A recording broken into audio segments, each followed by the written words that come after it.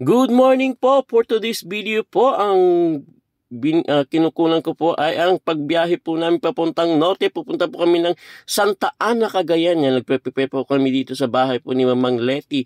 Ito po ang first po naming stopover dito sa may Tonggots, Cabanatuan. Ayan po, di po ba? Yan na po yung kwan po nung Cabanatuan to Kawayan.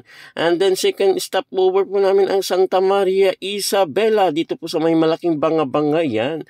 Habang ako nagbibideo-video, mga kasamahan ko po ay nagpipicture-picture naman po sila. Yan po si Mrs. ko po na tinitignan po yung napakalaking banga. Sabi niya siguro, ano kayo niluluto nila dyan? Yan na po, papunta na po kami ng Cagayan. At ito na po ang Bonton Bridge dito po sa May Tugigaraw. Ayan, o di po ba? Napakahabang bridge po ito. Yan po, kinunan po natin habang nagdaday po tayo. O di po ba? Kaya yan. Mga scenic view, scenic. Alam niyo naman po ang inyong lingkod kung ano-ano pong pinagkukunan habang po tayo. Second stopover po natin ay dito po sa Maigig, Calvary. Yan. Dito po kami kumain po ng pananghalian po dito sa may Calvary Hill. Ayan, dito po sa may simbahan po ng Igig, Cagayan. Pagkatapos po namin kumain, ang yung lingkod po ay nag-ikot-ikot po habang sila po nandun po nagre-refresh at nagre-retouch. Yan, kinunan ko po dito sa may Calvary Calvary Hill. Ayan, o di po ba?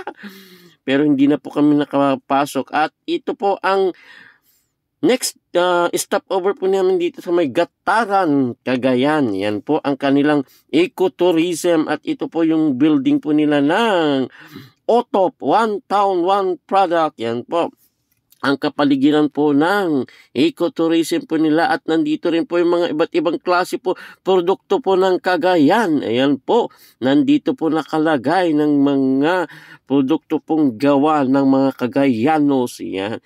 At nakita po namin, mayroon po silang libreng kape. Ayan, barako pa naman kaya nakailang ulit po ako po dito na nagkape.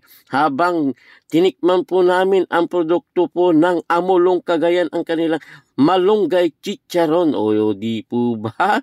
Ang yung lingkod napasarap po sa pagkain po ng malunggay chicharon. Ayan. At ito po ang second last na stopover po namin. Bumili po kami dito sa may Camalanyugan, Cagayan ng aming uulamin na mga isda. Ayan po, oh.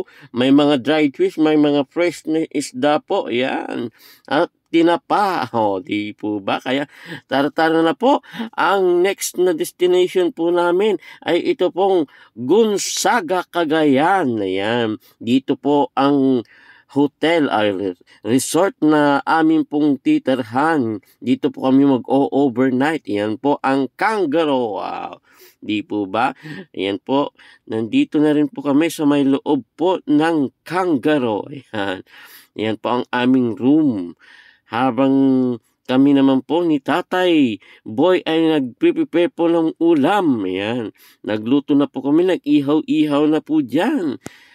Pagkatapos po mag-ihaw, magluto, habang sila po nasa loob, nag-ikot-ikot naman po kami dito sa loob para naman po na makuhanan ko po ng video. Baka madilim na ako, kaya yan. Kinuhanan ko po ng video po ang kapaligiran po ng Kangaroo at yun nga po, palubog po ang araw, kaya sabi kong ganun, makuhanan nga itong view po dito at pupunta ako dun sa dalampasigan, kakong ganun, kaya yan po ang yung lingkod. Ikot-ikot lang kakong ganun.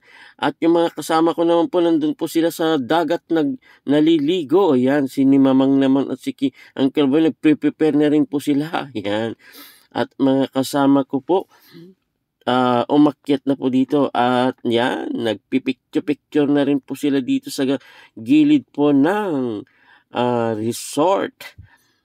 Ayan po, ang yung lingkod. Yan, picture yung mga kasama ko po. Yan. Pakaway-kaway lamang po at yung lingkod pumunta na po dito sa may dalampasigan kasi palubog na po ang ating haring araw. Yan. Kaya sabi ko makunan nga ang dalampasigan para makunan ko rin ang paglubog ng haring araw kaya kung gano'n. Kaya ayan po, nandito na po ako sa gilid ng dagat. Ayan na po, palubog na po ang ating haring araw.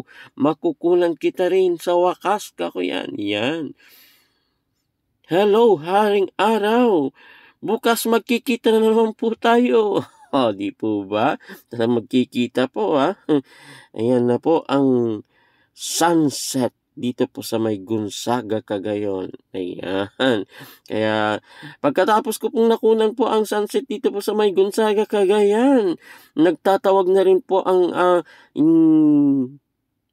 Mamang Leti. Kakain